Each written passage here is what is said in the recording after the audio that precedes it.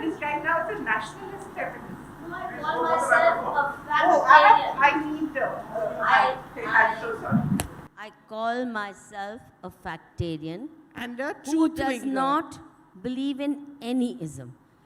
One of my most famous essays is why I do not call myself feminist or any ist.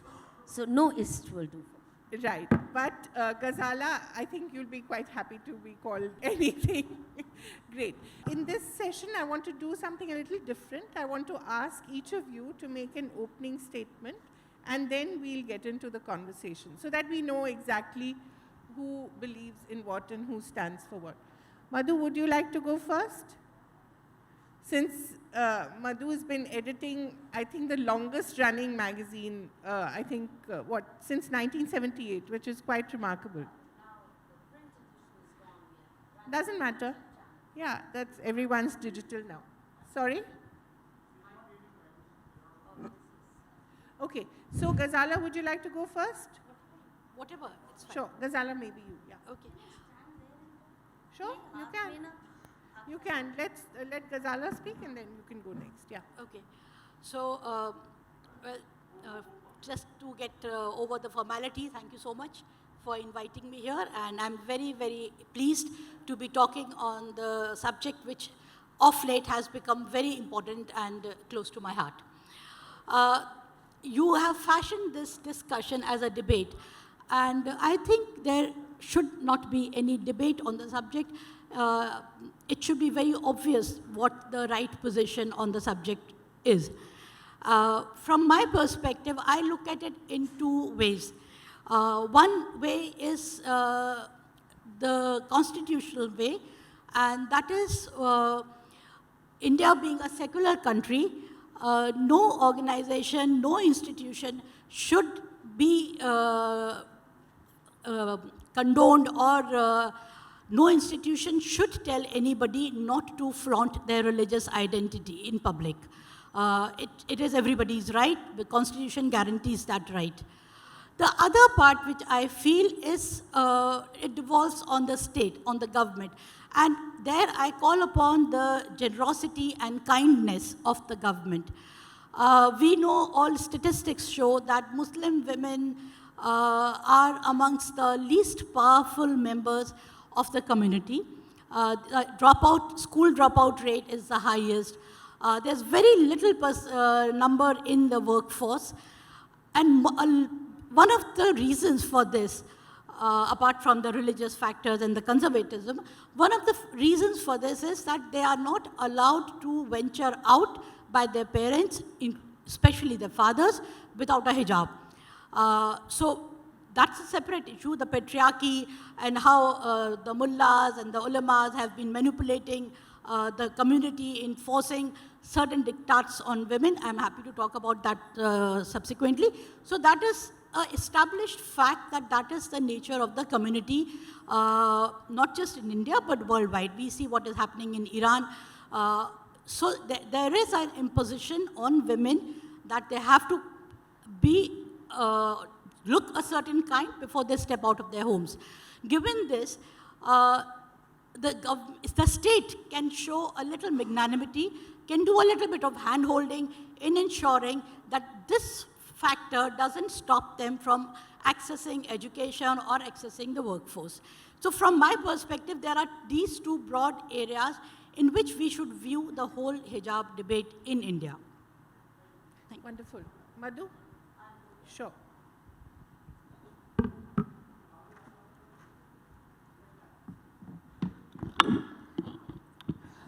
आपकी इजाज़त हो तो मैं हिंदी में बोलूँगी, अंग्रेज़ी में नहीं।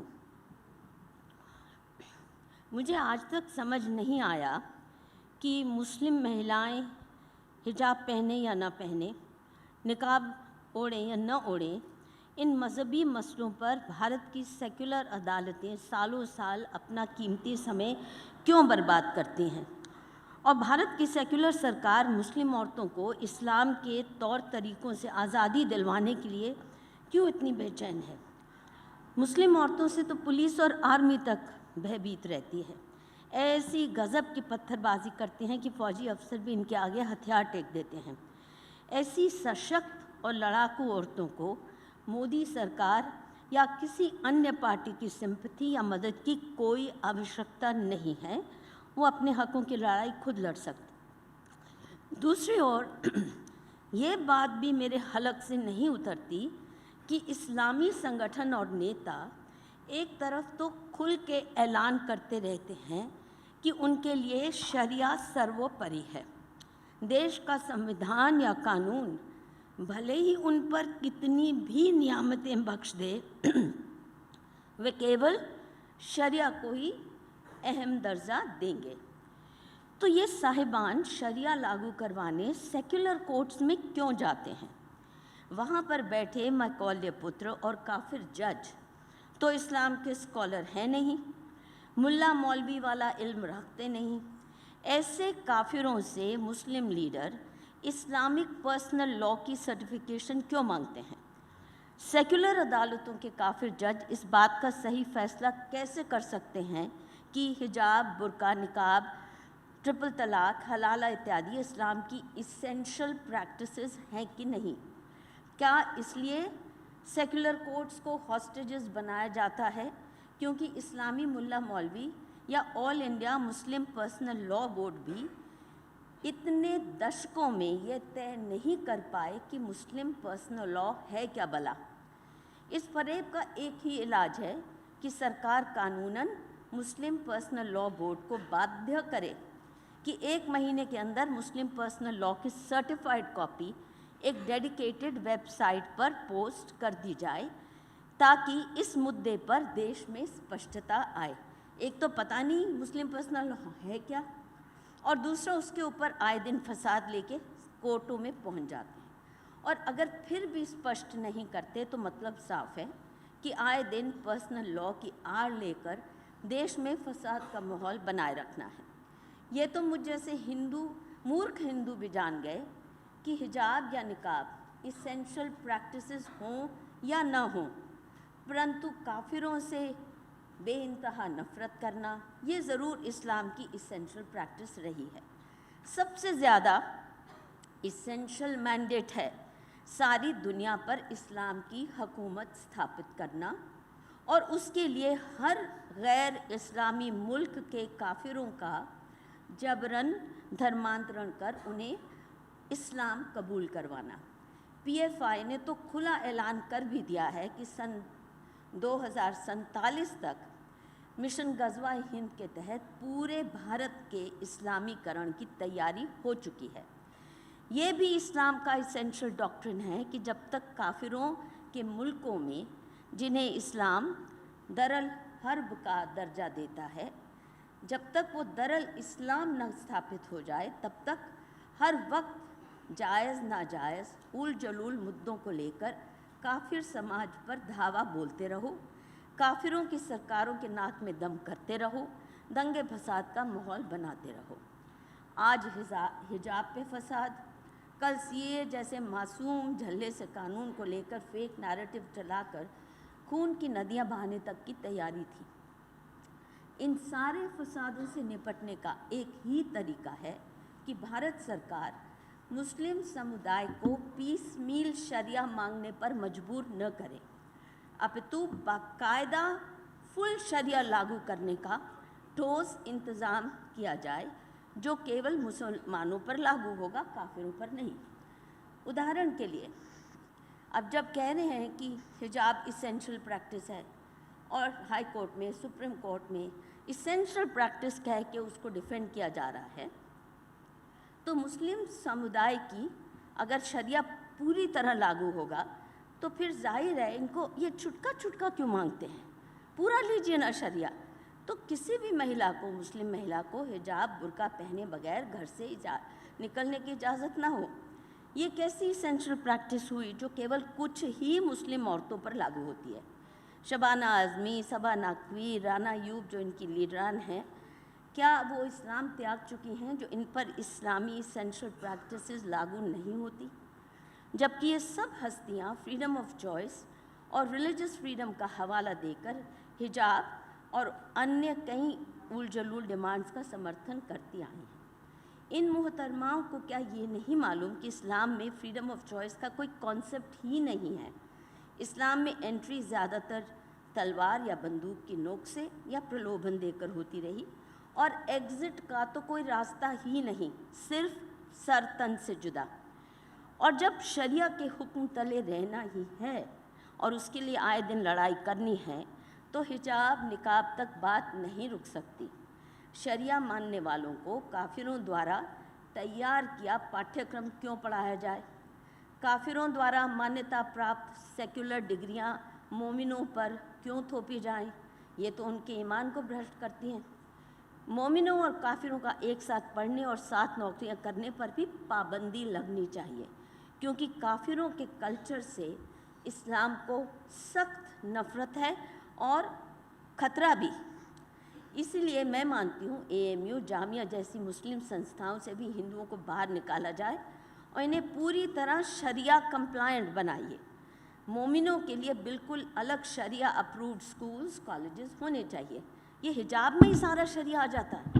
गाना बजाना, स्पोर्ट्स, नृत्य, संगीत, TV और बॉलीवुड इत्यादि काफिराना हरकतें, ये सब काफिराना हरकतें मोमिनों के लिए टोटल बैन होनी चाहिए।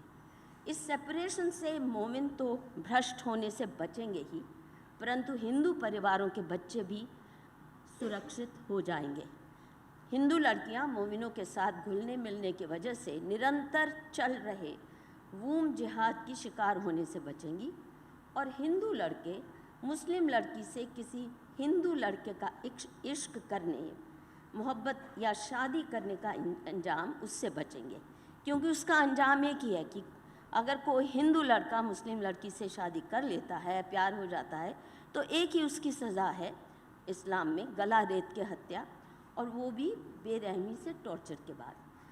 इसीलिए तो मुस्लिम लड़कियों को हिजाब, निकाब, बुर्के में ढक कर रखा जाता है, ताकि कोई काफिर पुरुष उनके पास फटकने की हिम्मत ही न करे।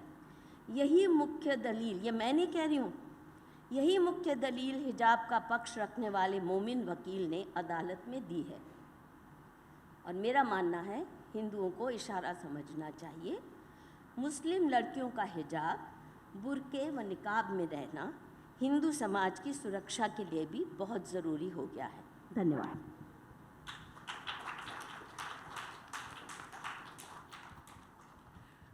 Ghazala, I think, would you like to respond to that? Because in a way, what Madhuji has said is in a very indirect way actually reinforcing what you say. Because what you say is that this is a result of the Muslim patriarchy, that women have to pay the price. Women always have to pay the price of the patriarchy in any religion. But in a very indirect and convoluted way. I did not get that. This is what she was saying. So I really don't know where I can start to respond. Responding to something like this. Why don't you ask me if you a specific question? Let's stick to the hijab question, because I think Madhu's sweep is quite totalitarian. So, if you want to talk about the issue which emerged in Karnataka, you want me to start with that? Yes, of course. Okay. Now, let me start from the beginning. In India, anybody can wear his or her religious identity, and I'm not talking of Sikhs, where it is determined by the religion itself, that they have to wear a turban and a kada and a kanga and other things. But take a small example. Take the example of a kalawa. Now, no institution forbids you from coming to work or coming to school or college wearing a kalawa. When that is acceptable, then why is it another form of religious flaunting suddenly not acceptable? That was point number one. The other point that I want to make here is that unless it is specified by an institution. A uniform is specified by an institution. For instance, I went to a convent school until class 8, and my uniform stipulated that my skirt should be 2 inches above my knees. And my mother did not like that idea, so I used to wear a longer skirt, almost 4 inches below my knees, and I was always hauled up by the nuns and pulled out of the assembly. So I used to fold the skirt around the waist to pull it up 2 inches above my knees, keeping my mother and the nuns happy. The point I'm making is, because the institution itself said that this is how your uniform should be, my mother had no business on insisting that my skirt should be longer. She should have pulled me out of the school and sent me to some other school. But that did not happen, so I made a small compromise, and I went to the school pulling up my skirt. So unless the uniform is specified, and which is usually the case in schools, in any other public space, if a woman is appearing in a hijab, or unless it's full face covering, then that is objectionable. But if she's covering her head, or if she's wearing a headscarf, why should anybody object to that? And if you have not been objecting to it for a while, as the videos emerged from colleges where university teachers, professors were asked to take off their headscarf. Now, teachers have no uniform. And if they've been coming to a particular institution teaching for the last few years, wearing that head cover, why are you suddenly doing it? Which obviously means that there was something else happening there, and not just imposition of a particular dress code.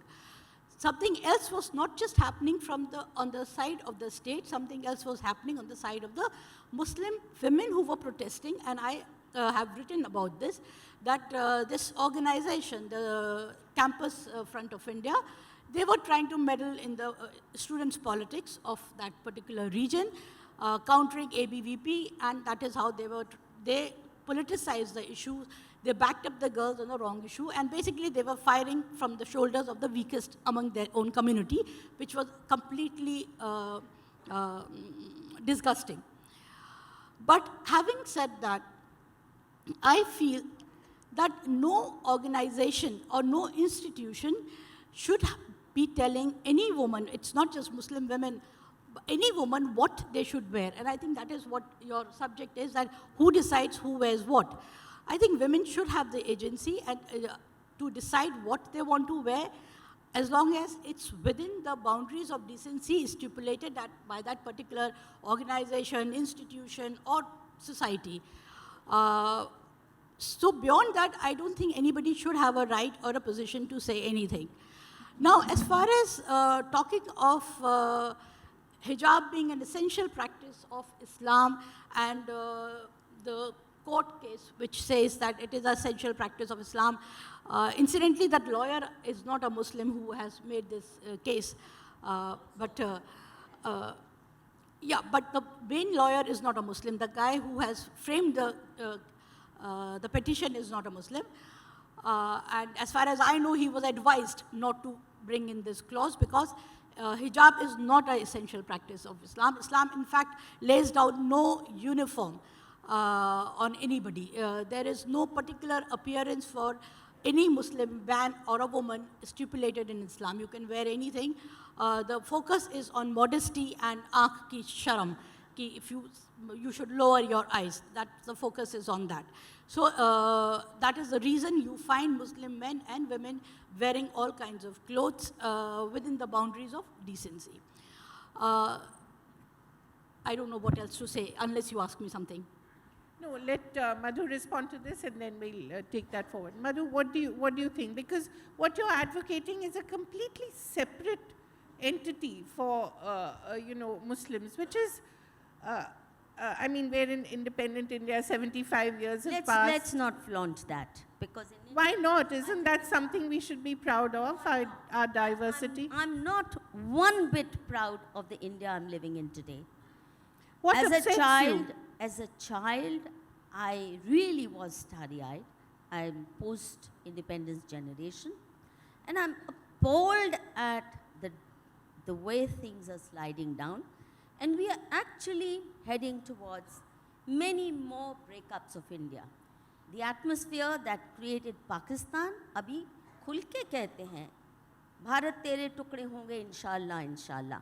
और ये सिर्फ नारा नहीं है जो JNU में लगा, ये एक्चुअली PFI ने खुलेआम कह दिया है। उनका नक्शा तैयार है, मुगलिस्तान का नक्शा, दलितिस्तान का नक्शा, और तोड़ने का कितने टुकड़े होने हैं, कहाँ से होने हैं। चिकन नेक वो करने वाले थे, असम का तोड़ने वाले थे ताकि नॉर्थ ईस्ट को अलग कर दिया जाए वगैरह वगैरह।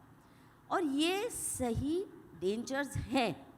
अब कितना रीज़नेबल लगता है कि अगर कोई हिजाब पहन ले, वो पहन ले, स्कार्फ सा पहन ले, तो क्या आपत्ति हो सकती है? बिल्कुल नहीं हो सकती। परंतु that's not it.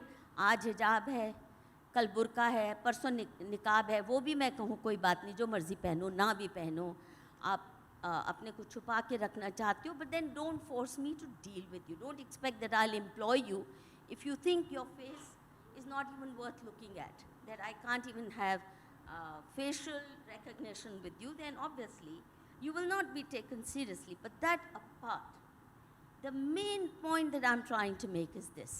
Look at the facade that was created over Citizen Amendment Act. Citizen Amendment Act में था क्या? केवल इतना कि जो 35,000 बेचारे हिंदू बांग्लादेश या पाकिस्तान से परसिक्यूट होके बहुत बुरे हालात में जिनको यहाँ आना पड़ा है, परसिक्यूट, आए दिन उनकी लड़कियाँ उठाई जाती हैं, आए दिन फोर्स्ड कन्वर्जन होती है, आए दिन उनकी प्रॉपर्टी छीन ली जाती है, आए दिन मर्डर्स हो रहे हैं, आए दिन मंदिर टूट रहे हैं, ये सब हो रहा है। वो बेचारे 35,000 जो आए हैं, केवल उनके लिए सिटीजनशिप देने की बात थी। और ये भी कह दिया नहीं नहीं हम पारसियों को भी देंगे, क्रिश्चियंस को भी देंगे, ताकि शांत रहें लोग।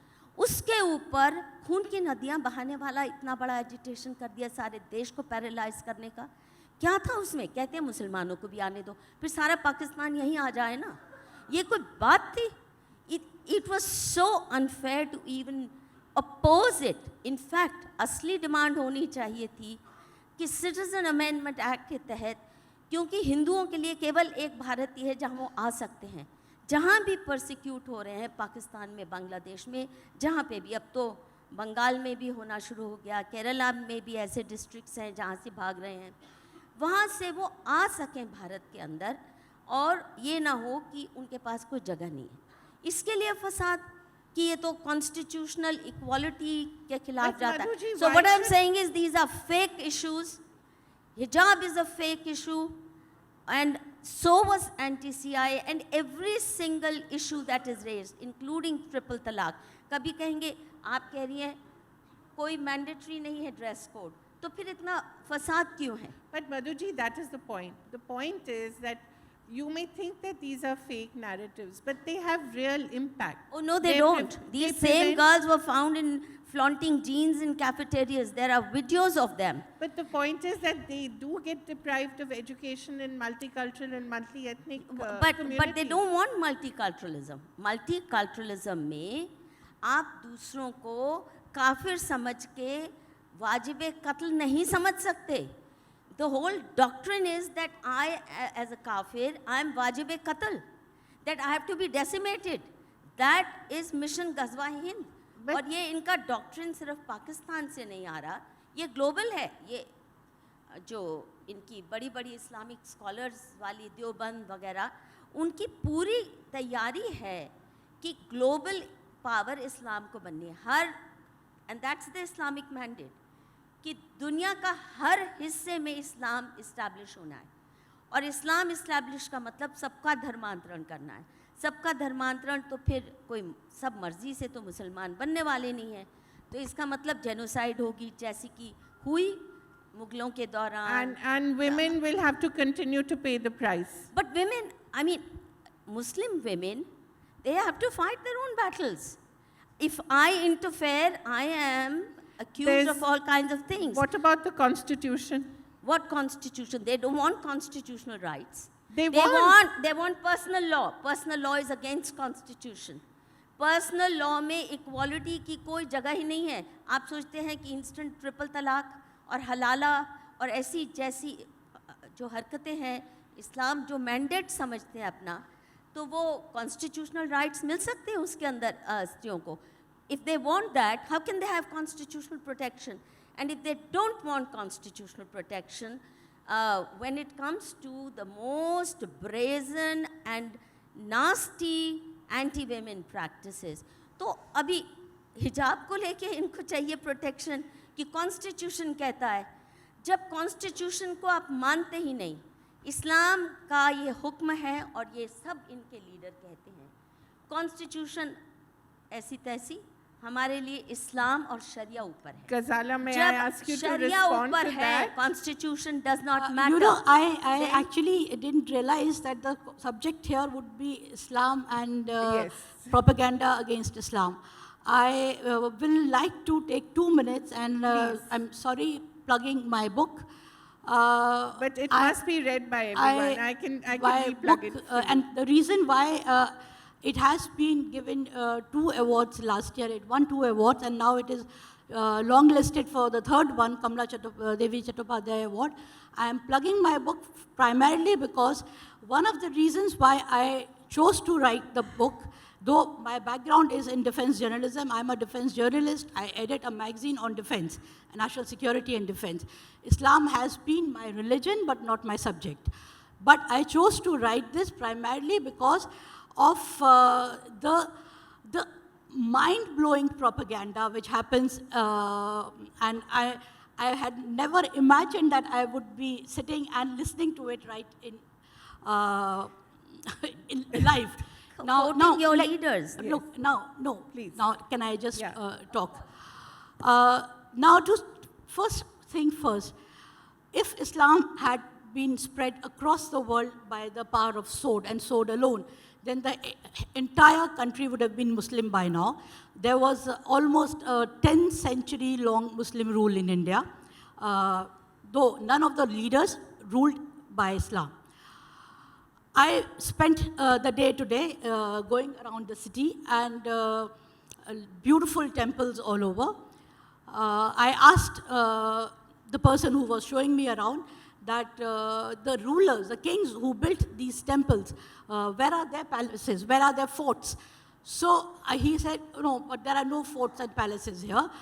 Maybe in Puri there would be something, maybe in Cuttack, but we only have temples, and this is called Gupt Kashi because it has over 100,000 temples. You go in any part of India which has been a capital of any Muslim king, you will find remains of their forts, remains of their palaces. You will not find too many grand mosques. You have one huge grand mosque in Delhi, Jama Masjid. You have one grand mosque, Agra, which is my hometown, Jama Masjid, Moti Masjid. But you have huge remains of their forts and palaces, primarily not because they have survived. The temples have survived. I saw the Lingaraj temple, which is 1100 years old. It has survived. But if there was a palace or a fort also built by the king, surely something would have survived. My point is simple. All these Muslim rulers, right, starting from the Delhi Sultanate and the Bengal Sultanate, they ruled not because they were Muslims and they were imposing Sharia on the country. They were ruling as people who wanted to rule, who wanted power, political power. They were driven by political power, which is why they built evidences or citadels of power. They built, in Delhi, you have remains of Tughlaqabad, a huge fort. So they were building forts which could withstand attacks by enemies and all that. They were not occupied or preoccupied building grand mosques as evidence of their faith. Some mosques were built because mosques are essential for praying. Islam says that when you are praying, when men are praying, their ankles should rub one against one another. So you need huge space for large number of people to offer the prayer together, especially on Friday afternoons, which is Jummah ki namaz, and Eid and Bakrid. So mosques, if you see, most of them, they just have very basic structure and vast open ground where people can pray. So that settles that part.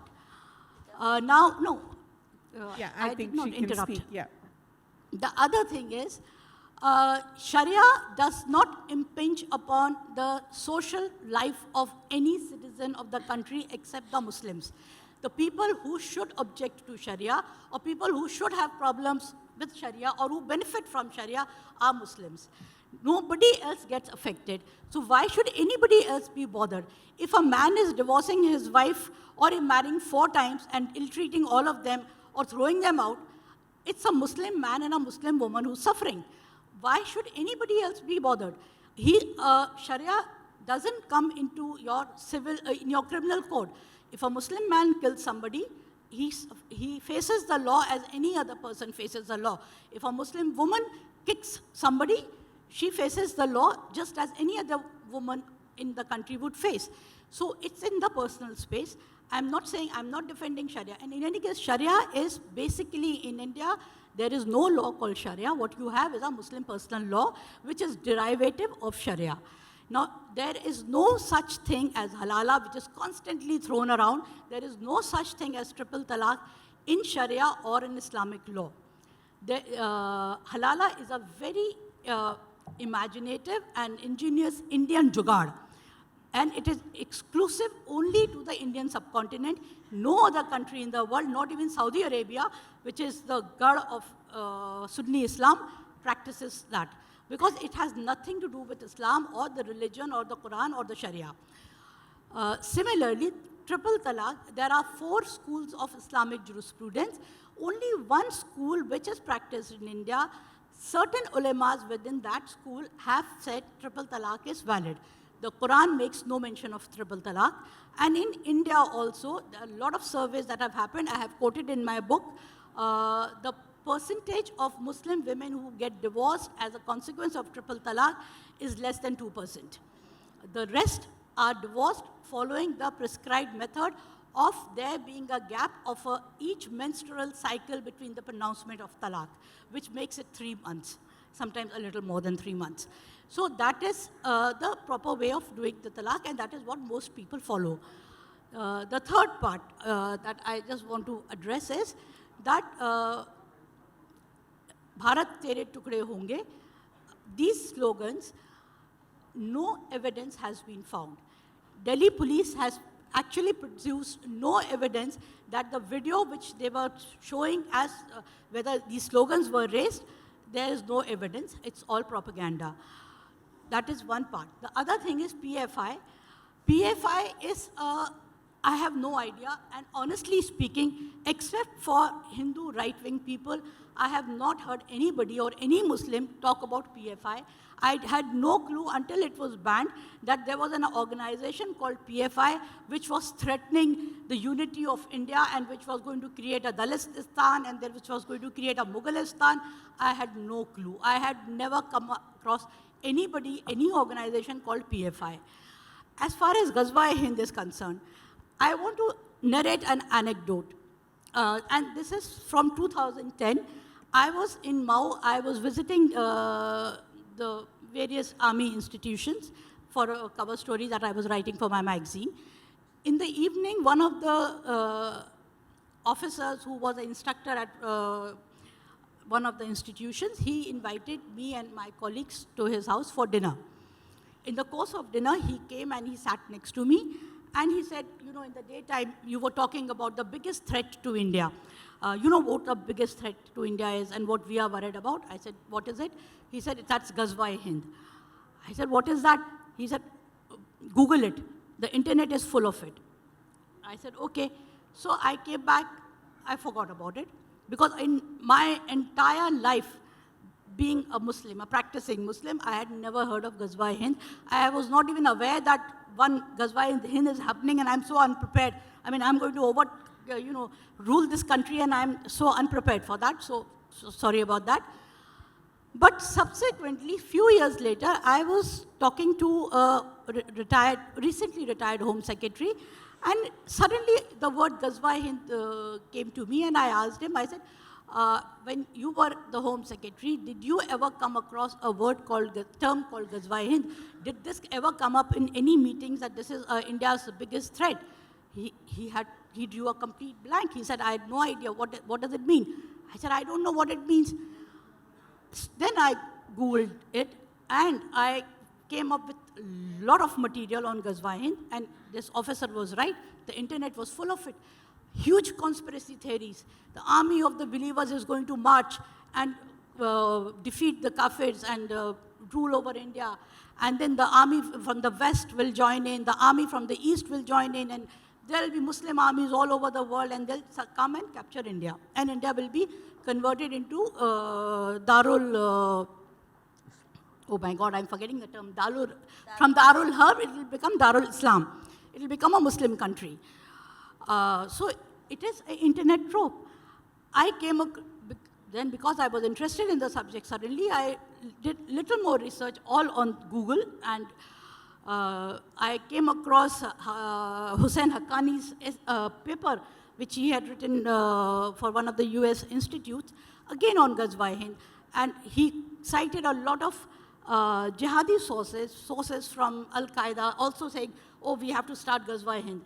So my point is, Ghazwa-e-Hind is a propaganda trope for extremists on both sides of the divide, for the Muslim extremists and as well as the Hindu extremists. Nobody in his or her right mind, nobody in the government of India, nobody who's making policies even takes it seriously. So rest assured, India is not becoming a Muslim country anytime soon. I'll have to ask Madhu to respond to it. 2 minutes, Madhu, that's it. Because I had hoped that gender would trump religion in this case, but I'm sorry, it hasn't happened. I don't understand how you expect me to trump gender versus religion when those on whose behalf you are holding this session bring it up all the time. मैं नहीं लाती हूँ. Supreme court में मैं नहीं जा रही हूँ इस्लाम का हवाला दे के, पर्सनल लॉ का हवाला दे के. Number 1, Ghazala, I think it's important कि आप इस्लामिक डॉक्ट्रिन पढ़ें और कुछ नहीं तो एक्सक्यूज मी, इस्लामिक डॉक्ट्रिन क्या चीज़ है? ऑल राइट, 3 चीज़ें मानी जाती हैं. लाइफ ऑफ द पैगंबर, peace be upon him. Ali Sinha की किताब पढ़िए, understanding Muhammad and the Muslims. दूसरा, आप हदीस और जो भी आपके माने जाते हैं शरिया का आधार जहाँ से आता है, you should be familiar. Today there are many serious lectures available on these issues, and luckily for us, even Hindus are beginning to try to understand Islam. Now the point that I would like to say is this: history of Islam is very bloody, and it's not me, but Will Durant said, and he is one of the leading authorities on history of civilizations, that the Islamic conquest and rule of India is the bloodiest chapter in the history of mankind. And the estimates vary from 500 million to 800 million Hindus slaughtered, and hundreds of thousands, lakhs of women, Hindu women, being captured as sex slaves and sold not only in the markets in Lahore and Delhi, but also taken to Arab countries and sold there as sex slaves. तो मैं ये नहीं कह रही हूँ, इतिहास उन्होंने लिखा है, हिंदुओं ने तो लिखा ही नहीं वो सारा इतिहास. Now secondly, आप कह रहे हैं आपने कभी PFI सुना ही नहीं है, तो आप कहेंगी सिमी भी नहीं सुना. These are actually, they have a front. मेरे घर के पास है PFI का ऑफिस, और वो आए दिन टीवी पे होते हैं. PFI के जो leaders हैं, आए दिन they are on prime time TV, and you say you never heard of them, and they've been on prime time TV, Haqqani साहब वगैरह वगैरह, every single night. Secondly, these are also underground organizations which have been involved in terror activities. It's not my saying, these are globally known facts. और ये अभी जब ban लगा है PFI पे, ऐसे नहीं लगा कि मधु किश्वर ने सोचा कि PFI डेंजरस है. It's taken guts of, and even now the crackdown is not serious enough. उनके ऑफिसेस अभी भी, दिल्ली का ऑफिस अभी भी खुला हुआ है. फिर आप कहती हैं कि मुस्लिम पर्सनल लॉ. अभी आप मुझे ये बताइए, आपको मालूम है कि जब शाह बानो का केस हुआ था तब मुस्लिम पर्सनल लॉ बोर्ड बना था, और उसका मैंडेट था कि शरिया के अनुसार मुस्लिम पर्सनल लॉ क्या है वो बताएंगे, ताकि आए दिन झगड़ा ना हो जैसे शाह बानो के समय हुआ, और सुप्रीम कोर्ट जजमेंट को ओवरटर्न करना पड़ा बिकॉज दंगे शुरू हो गए, माहौल बहुत बिगड़ गया था. और आज तक उन्होंने नहीं किया. It should be, you should demand of them कि जब आप मुस्लिम पर्सनल लॉ की बात करती हैं तो बताइए ना, है कि आप कह रही हलाला होता नहीं. I know at least 50 victims of halala practice personally. So if you say, and I'm not a Muslim. Triple talaq आप कहते हैं वो भी it's not mandatory. कितनी चीज़ें हैं, polygamy, ability to not only have 4 wives but any number of relationships even outside marriage.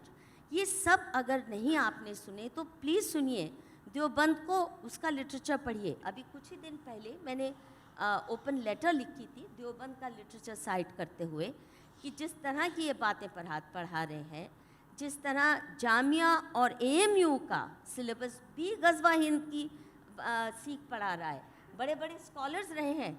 These are part of curriculum even in AMU, Jamia, etc. And you're saying you haven't heard of it. If you haven't heard of it, then it's time that you inform yourself, and let's not have this, phony goody-goody version of Islam which doesn't exist in the world we live in. And that's about what I would like to say. Thank you. On that note, I think we'll have to call it a day because we've clearly agreed to disagree or disagreed to disagree. So, no questions. I'm terribly sorry because we're absolutely out of time. Okay, but you have to make it very brief, no comment. No comment, just a quick question. I'm absolutely out of time. No, My next guest. No, first I am thankful to moderator ma'am that you raised the constitution issue. A debate cannot go by whims and caprices of the speaker. It has to be on the rules and regulations of the constitution. 2 cases, very important. Karnataka High Court case going on 2022 for banning this hijab, and Kerala High Court's case of 2016 clearly says that right to conscience must be given, and this is not only right to protect the religion. Hijab is also attached with right to conscience. What is your question, please? Yes, ma'am, because she said that no constitution says about this. Madhuji, would you like to take Constitution says that about question? right to conscience. Article 15, ma'am. Article 21, right to conscience. And second about that Islam. You have not understood what I said. No, What you're saying doesn't relate to what I'm talking about. it's directly related, ma'am. On that ma'am. note, And second- on that note, thank you. Second, ma'am, you said about that Islamization of India.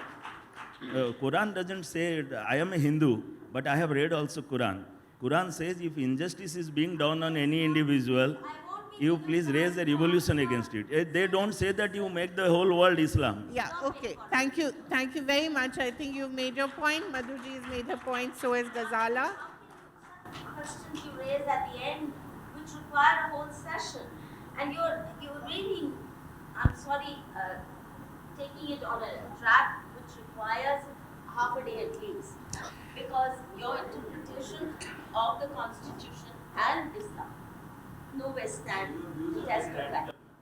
We'll have to call it a day. Thank you very much. Please, can we end yeah, this? yeah. Yeah. Yes, we'll have to end with acceptance.